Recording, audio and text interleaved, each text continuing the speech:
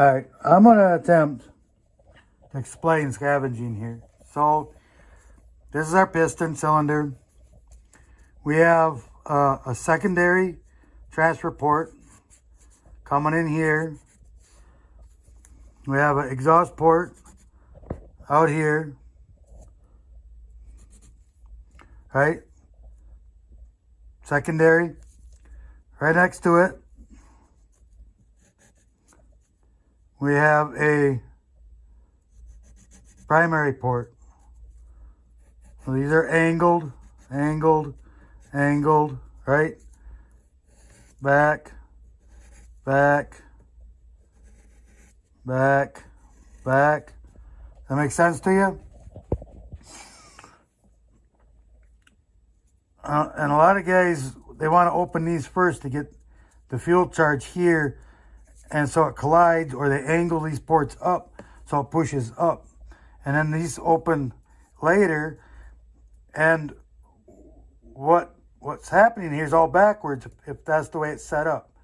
This one has to open first, okay? You have another set on this side.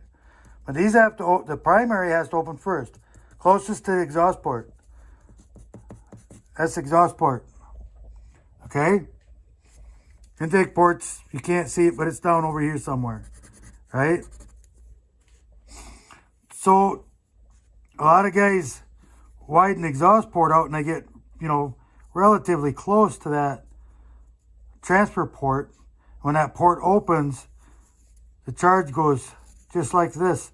And you can see that on the wash pattern of the piston. You'll see that swish like that. And you are pumping your fresh charge directly out the muffler, and it can't make power. You can't make power out of anything that goes out the exhaust. So you need to have some space here, right? But this port has to open first, so it's going across, right? It's headed for that. That's where it's headed, right? This one's headed that way. This one's headed that way, right? And this one can get, out here somewhere, pushing this old spent charge that's in here, right? And it's pushing that across the piston, right? So you want this charge to get out in this area somewhere, right? Before that port opens. So this is pushing old spent charge out. Then this one opens, and it all comes together here at the same time. What you're trying to achieve, and this all collide in the back of the cylinder wall, and then the only place it can go from there is up, okay? Because the forces are that way, and it goes up into the chamber, rolls around, and pushes all the spent exhaust out the exhaust port. Okay? That's how loop scavenging works. Okay? When this one opens first, these two collide. They're already started to go up. This comes in behind. It picks up all this spent charge and mixes it into that. Now you have a whole bunch of old burnt fuel, whatever you want to call it, exhaust, mixed in with your fresh charge. And that's going to reduce how much power that cylinder can make. These have to open first, then these. And you don't want to angle these up towards the top of the cylinder. You want to angle it right straight across top of the piston. Level, flat, straight across. Ideally, you would start here and work your way forward, and it would open here first, and then work all the way down to here and open it right here last. So it all gets there at the same time. But that's hard to accomplish. I cut it flat here, cut it, I guess, parallel to the top of the piston, level, flat, whatever you want to call it, and the same duration front to back of the port, if that all makes sense to you. and I do it on all of them. It's not perfect, but it's good enough, right? Now maybe on a CNC these guys could do that, make that progressive all the way, right? And I don't see why they couldn't, but for me that's pretty hard to do.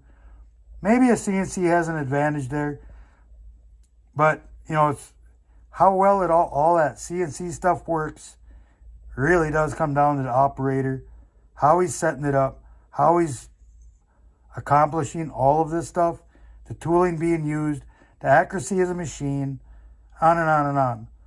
And yeah, I'm sure that they can do a better job than I can, but in my methods with the block and all of that, I am pretty close to being pretty accurate on everything that I do. So anyways, that's the explanation of loop scavenging and how it works and why it works. And that's what I'm trying to achieve. So moving on. I'm sitting here, I'm getting ready to cut these transfer ports. And I'm thinking about all kinds of different things, and I'm working on saws. So, the idea of calculating port timing. If I give you a number in duration, are you able to convert that to a measurement from top dead center or bottom dead center? And you'd be amazed how many people can't. There's 360 degrees in a wheel. I give you the duration of a port, like the exhaust port,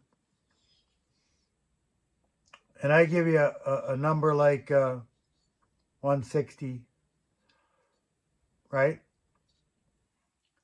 And that's in duration. That's the number of degrees that the port is open from the time it just opens to when it just closes. It's right on that edge, right?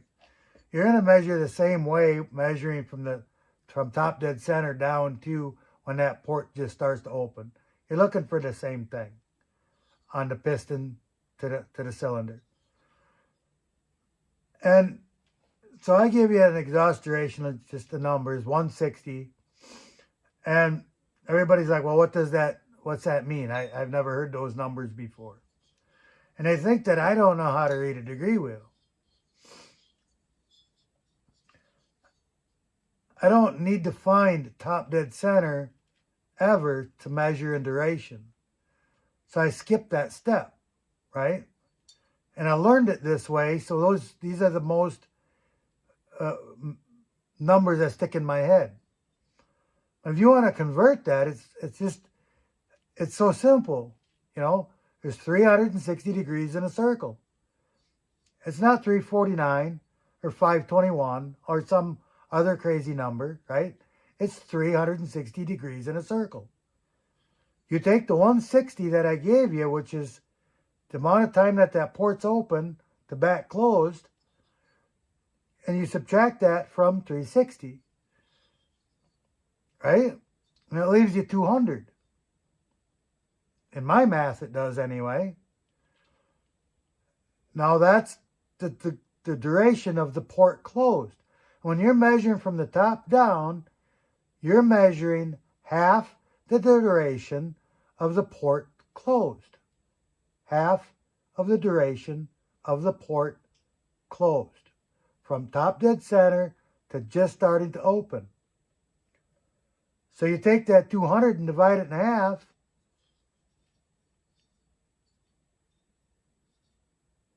Am I right? Gives you 100. Right in that ballpark where everybody's setting their exhaust ports, that 102, 104, 98, whatever, right? That's not hard to do. You can do the same thing with my transfer numbers. Everything is 360 degrees. Just look at how you're measuring that port. And so anyways, thinking about this, I start thinking about, if guys can't figure that out, you'd really have a hard time figuring out piston speed, which kind of brought another thought of why the transfer ports aren't very tall compared to exhaust port, intake port. And it's because the piston stops at bottom dead center. The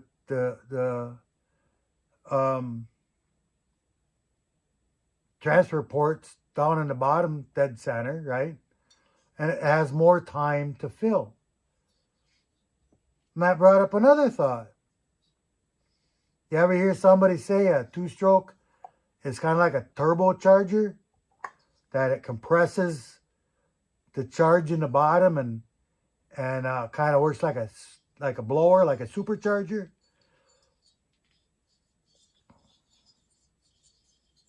Now think about that for a while, guys.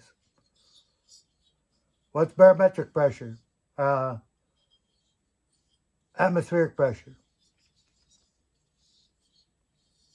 14.7. That's the pressure feeding your intake port, right?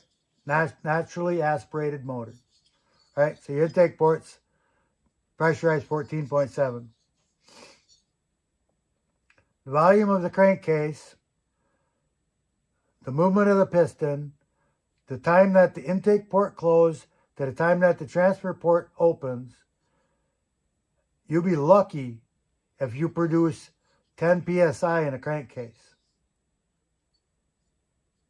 That's not a blower. That's not a supercharger. That's a detune. You're going from 14.7 psi on the intake port to 7 to 10 pounds in the transfer port. Right? Quite the opposite of a supercharger. Something to think about. You ever start a saw up, run it, playing around with it, hold it wide open, got the air filter off, grab the air hose and give it a shot right in the carburetor? Ever done that? Try it sometime. Just don't hold that throttle very long. You'd be amazed. Anyways, we're going to work on transfer ports. We're going to get them cut. We're working on the primaries closest to the exhaust. Here's the exhaust. Exhaust is over here. Can't see nothing, can you? Anyway, how many of the ones I'm doing?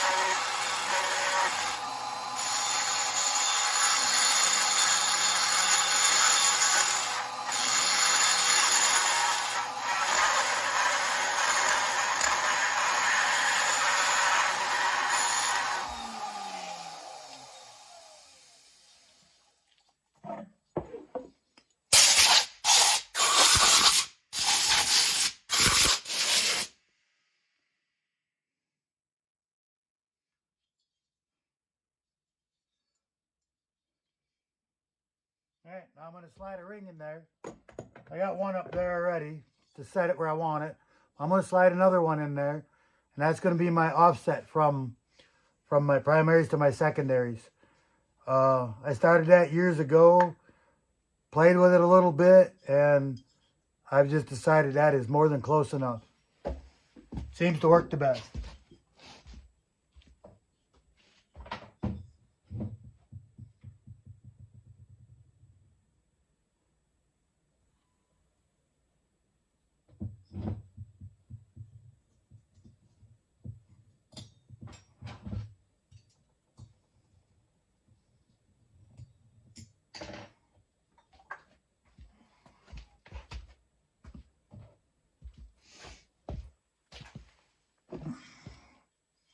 Got another ring in there. Make sure this bit's going to fit. I'd rather start with the other one.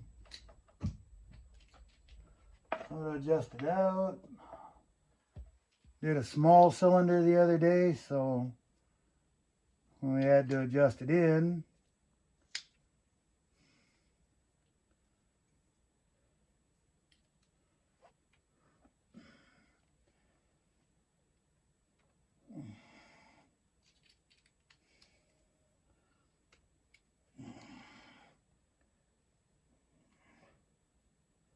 These always get really tight and really mess up my wrench. And then I gotta find a new wrench. I don't know if I have any more or not. For sure.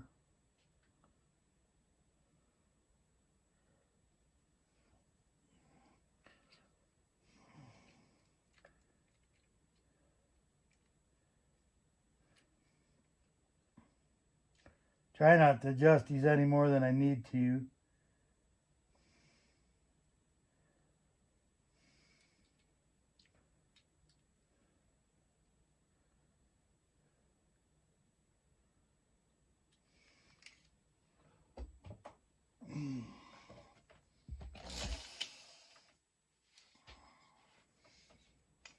This is more of a, it's the same diameter at the largest, but it's kind of a, how do you call it, more of a teardrop or oval.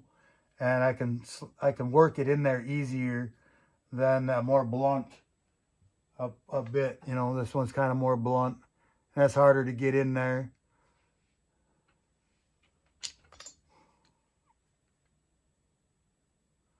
You know, the one on top is, I can feed that into the hole a bit easier, you know. And then go back to the other one, because the other one I can get it flat with. I can't get it flat with this one.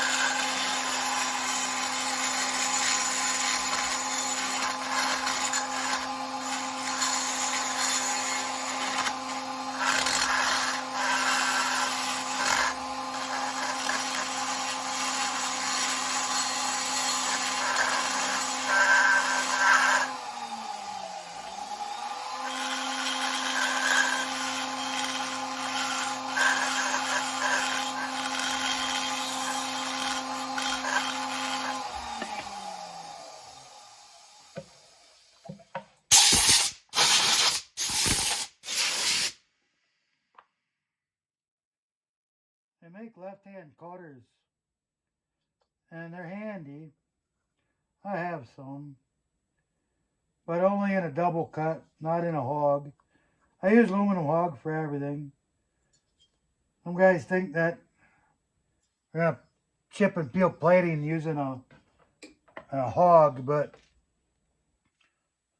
I used these in my other straight shaft and done, intake exhaust port with them until they started getting dull. And then I use them in here, and they're a little dull so they don't bite as much, and I can control it better. But it still gives a better finish and a better cut than a double cut. So I prefer these over a double cut.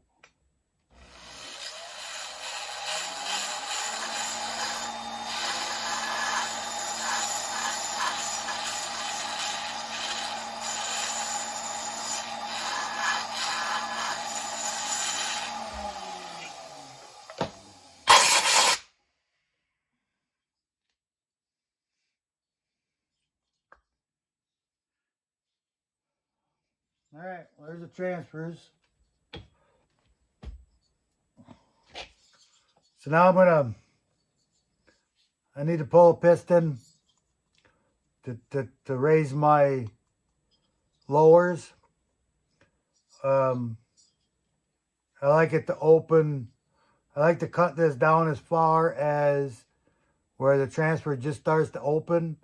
That gives it its best flow. So I take one ring back out. So I'm opening the same time my primary opens. Drop my block in there, drop my piston on top, and cut the lowers up to that point of the skirt on the piston, and give it its best flow.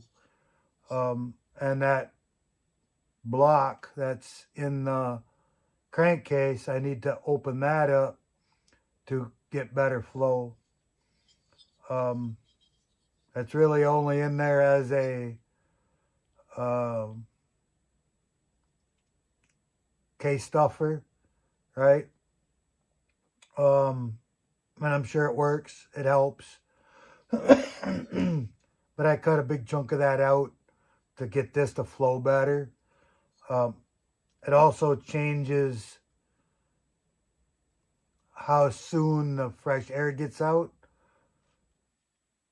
Possibly. And I can't be positive of that because I don't know how far down that fresh air gets in the transfer tunnels on a straddle motor, right? I don't know how far that fresh air gets down. Maybe it doesn't get down this far. I don't know. But if it does, then I'm changing that timing a little bit. Get the fresh air fuel charge up into the combustion chamber sooner. I don't know 100% if it actually works or not, but I feel it does. I just can't prove that it does. So anyways, gotta get the piston out. That's what I'm gonna do next. And then I'll have to revisit the intake port. I have to put some epoxy back in there and revisit it. My exhaust duration is right where I wanted it. I'm not doing anything more with the exhaust. We're done. I got port matched muffler on here yet. And of course we have to do all of the chamfering of everything. So moving on. All right, I pulled my piston, dropped it in there on my block, pulled one ring, took a Sharpie, I marked that piston right along there where I want it cut to. That'll get me close. I grind most of the Sharpie mark off, and then I leave a little wetness. I'll drop the piston back in and just clean that edge up. You don't have to be that fussy with it if you don't want to. Lower it some. Anything you lower it up to that point is worth it. Anything further than that becomes absolutely meaningless because nothing can transfer below that anyway. You know what I'm saying? Or above that, however you want to look at it. So that's where I set it right at. Just when that port opens, or just going to open. So when it cracks open, it's got its best chance to start transferring as fast as possible. Seems to work for me. You know, whether that's what's actually happening, or is it just that this is a larger hole by taking this bridge out? You know, whatever's happening there, that's what works for me. And I've been doing that for quite a while on these bottom fed cylinders.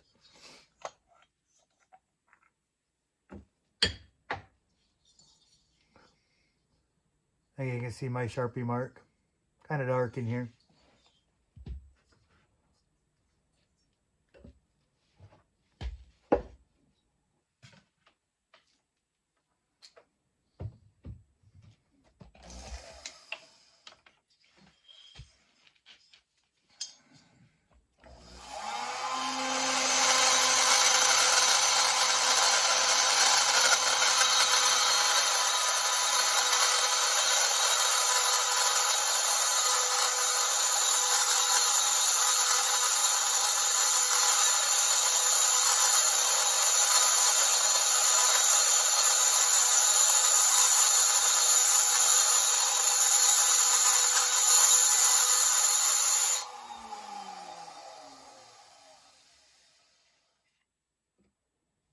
A lot of guys ask me about this bottle that I dip in my tool in all the time.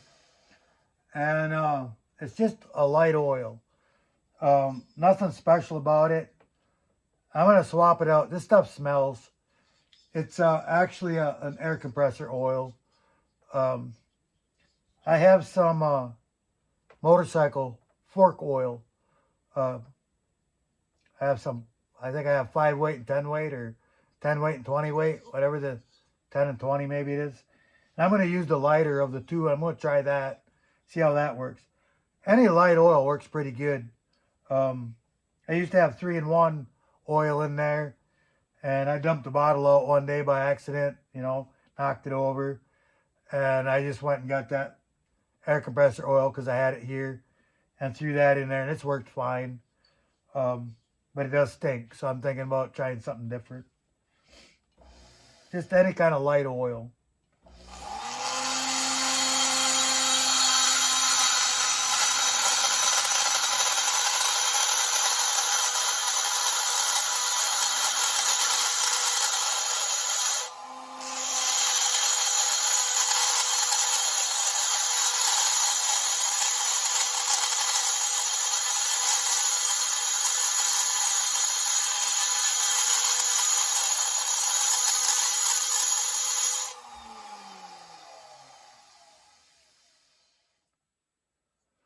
What's happening is that bit plugs up. All that aluminum gets caught and trapped in there. And it can't cut anymore. And it's all plugged up, right? And that's rubbing and creating a lot of heat. And you can actually start to see it kind of melt the aluminum because it's trying to transfer. And the bit's warm. Stick it in there. I always spin it. I don't know why. But stick it in there. And that kind of shrinks that aluminum. And then as soon as you start to cut, it flies out.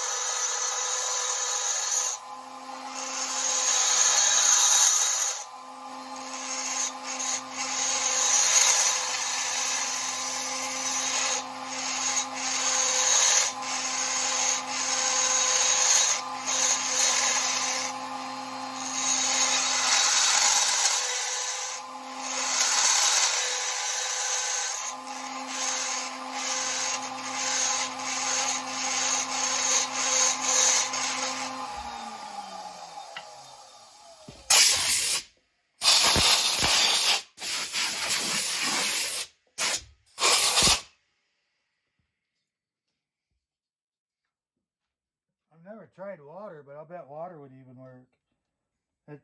I really believe that all you're doing is cooling that aluminum and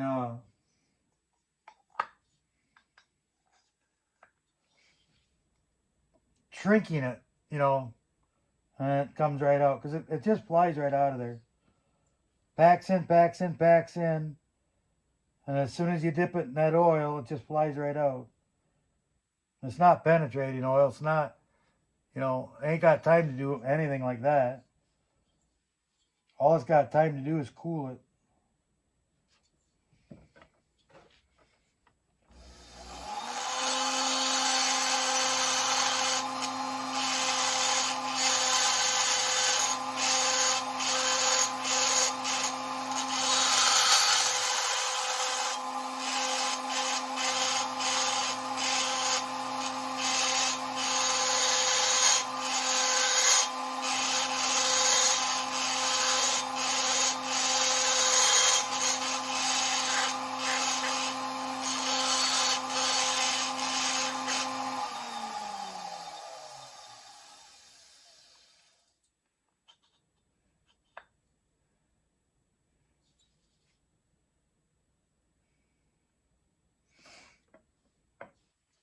Bottom of that piston's not flat. It's you know, got a hump, downward hump to it, and they do that to match the exhaust port, floor of the exhaust port, right? And try to keep some weight off of these heavier pistons. You know, I could probably take a little off of there if I wanted to. I'd have to check it here to know that, but I probably could take a little off of that and, you know, open that up a little sooner. But like I've said in the past, I don't like to modify a piston if I don't have to.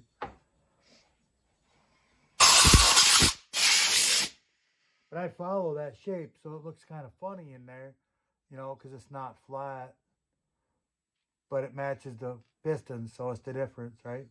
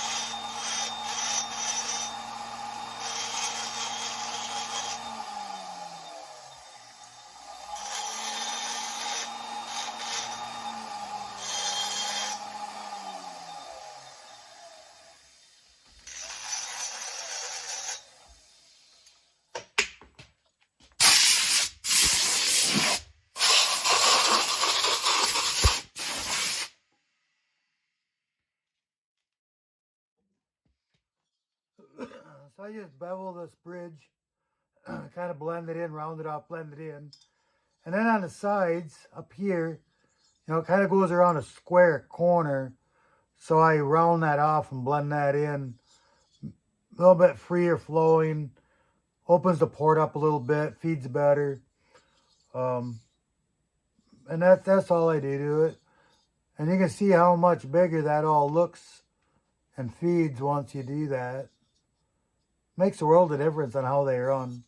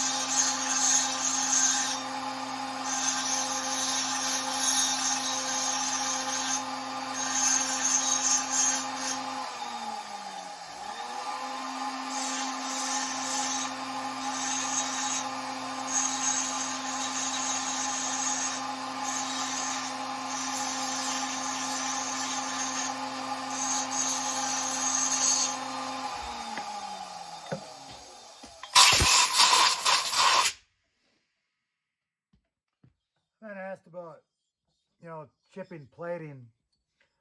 And, no, this is, I don't know who makes this. It's steel. It just says steel on it. There's no other name on it, right? I don't know who makes it. I don't know where it comes from. But these cylinders, this plating does not chip. I'm using aluminum hog on it. I'm not careful about which way I'm pulling it. And I don't have a chipping issue anywhere in these cylinders. Very seldom in a Molle cylinder will I have a problem. Grundali cylinders, I don't seem to have a problem. But any kind of aftermarket, it's just like you can, it's like it's chrome, like you can peel out big chunks of it. Or, you know, real sharp, chunky chips, right? That chips off the plating. And Husqvarna cylinders. Whatever they use for plating, it really likes to chip. There's a comment I saw the other day about using a file to, you know, do your port work, which sounds like a nice, easy, slow way of doing it. But if you're going to do that, you're going to be pushing in on your plating. And I think that instead of using a file, I would use a sanding drum. I don't think a file is a good idea.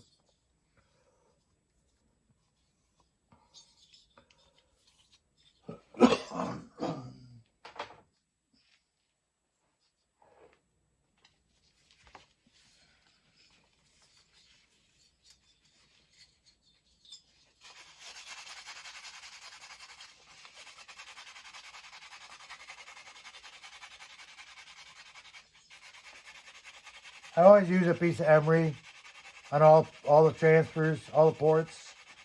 Um, you know, my finger kind of rolls in there like a ring would, you know, a little bit, and it takes off any small micro, anything that might be there. It certainly can't take off much, especially on the plating itself because it's so hard. But any kind of aluminum, anything that's left sitting there, it just kind of smooths it out. You can feel the difference after doing it, and it's 400 grit emery. Spend a little time on them. It just really ensures that there's nothing there that's kind of loose, you know. Went around, stuck back on, whatever, right?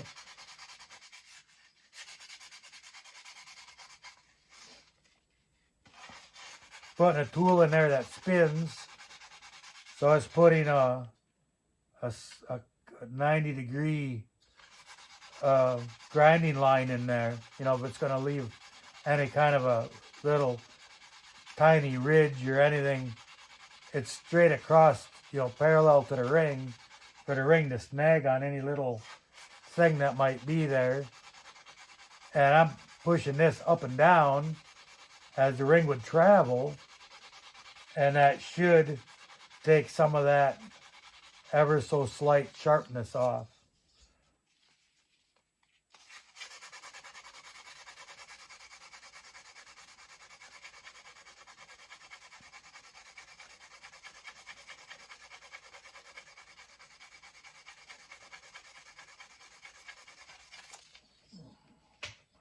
You know, your finger kind of falls into a port. You know, you stick your finger over the port, you know, your fingertip, whatever, kind of falls in there a little bit. Rub it on the face of my finger. If I feel, with light pressure, I'm not shoving my finger in the hole, but with some light pressure that you don't feel any sharpness. There's nothing there. You know, you shouldn't feel any kind of sharpness. You're going to feel an edge, of course, but not sharp. It should be nice and smooth.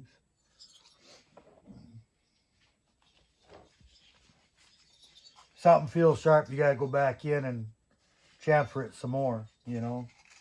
But you don't have to chamfer real deep. That, you know, that ring bulges out into a port, but it doesn't bulge out there the thickness of the ring. You know, it's just a little bit, right? 5 thousandths or maybe at the most, you know. It just gets bulged out just a little bit. And you got to have enough shape in the port to kind of guide it back in.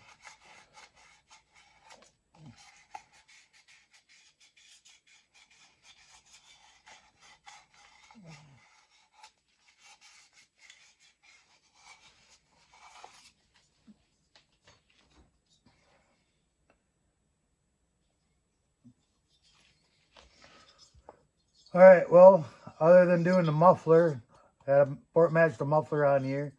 Had to do epoxy. It's late. I'm hungry. I'm going to throw some more epoxy back in here and call her quits.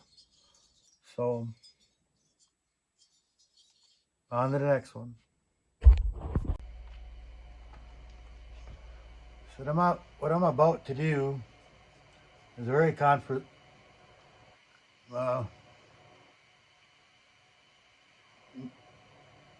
not everybody's going to agree with this, right? It's a new saw, and I'm going to cut this out of here. And there's no good way to close this up to keep the grindings out of the bottom end. Everybody's going to say I should split the cases to do this work. And technically speaking, yes, I probably should split the cases. And I used to on these. But I tried it, I've done it a few times, more than a few times. But when I first started to do it this way, um, I wash the whole bottom end with brake cleaner, get rid of all the oil, right? And I grind this all out and I clean it all up the best I can.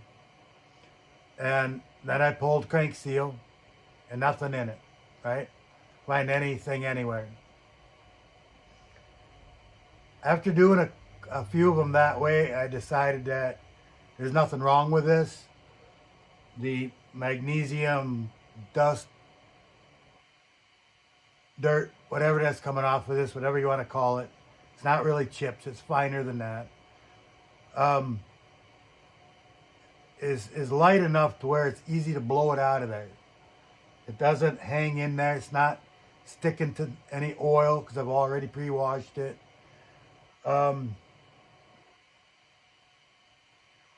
It is what it is.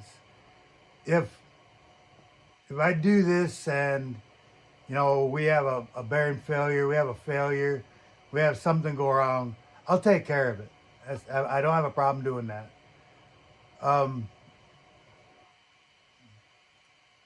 I haven't had a failure yet. Until I have a failure, I probably won't change what I'm doing, simply because why fix something that's not broke? If my system works, I'm getting them clean, there's nothing left behind, what's wrong with what I'm doing, right? But I do understand that not everybody's going to agree with letting this dirt get in all these bearings. But it's fine, soft, magnesium. Like I said, I've never had an issue. I've never had a bearing lockup. I've never had scratches in the cylinder. I've never seen anything that created a problem from doing this. So I think my techniques are good. If there was a simple way of blocking this off to take this out of there, I would do that. You know, completely stripping this case down, splitting it in half. You're looking at another couple hours of work. In all reality, the chance, you know, destroying the seals, crankcase gasket, all of that. You know, we could easily add another $100 or more, $150 to all of this work. And if I spend 20 minutes cleaning it up and it doesn't create an issue, I don't see why we should spend that extra money. Just how I see things. You know, it's not a big deal in my mind as long as it's clean.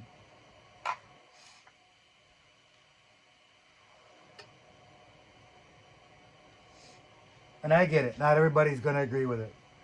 Not everybody agrees with me taking it out in the first place, because it's kind of a crankcase stuffer.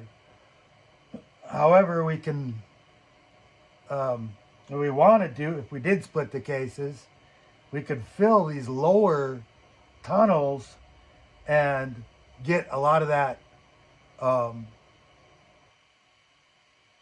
decrease that crankcase volume probably more than what it was before I took these out.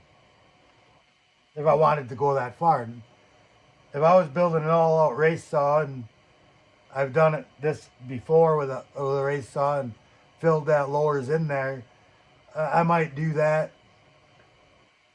I might try it with a larger case as well, you know, case volume as well. And but it does change your porting. Case volume changes your porting. So it's a lot of work and a lot of testing to test everything both ways. This works on other model saws. I don't see why it doesn't work on this model saw. So a lot of what I do, I've tested it on other saws it works. I bring it over, I put it in this. I've tested this in a couple of different scenarios with not doing this work at all, to doing part of this work, to doing more of this work. And what I'm doing to them now is what seems to be about the best scenario for, you know, the best performance in the end.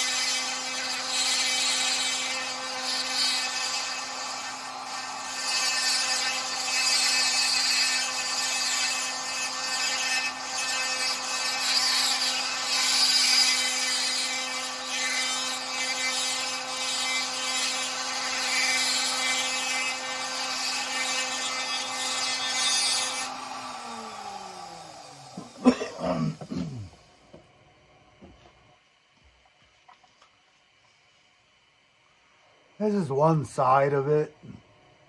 You know,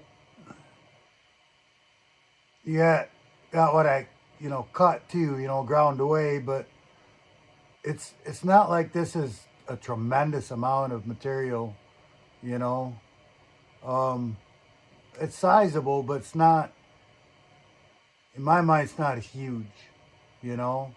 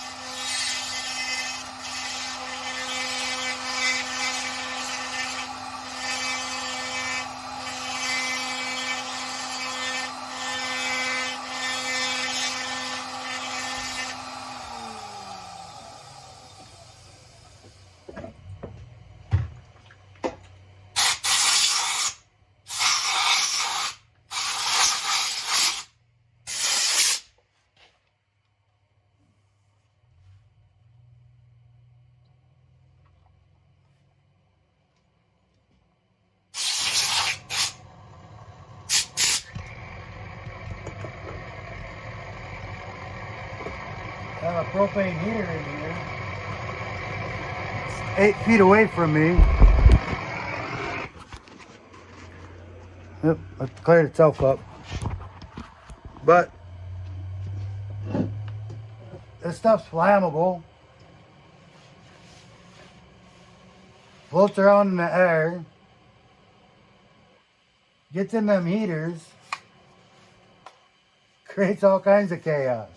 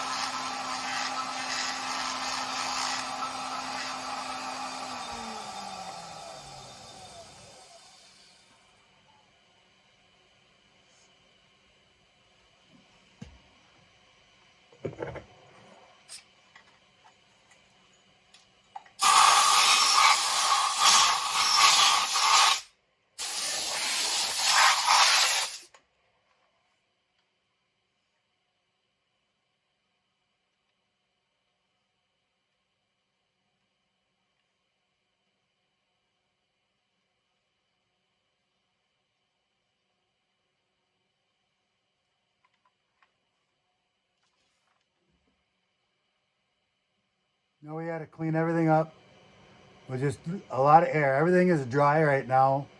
That's not stuck to anything, you know, like stuck to oil or anything. It's all dry, so it's a lot of air. And then we'll start washing it, flushing it. We spend a little time doing this.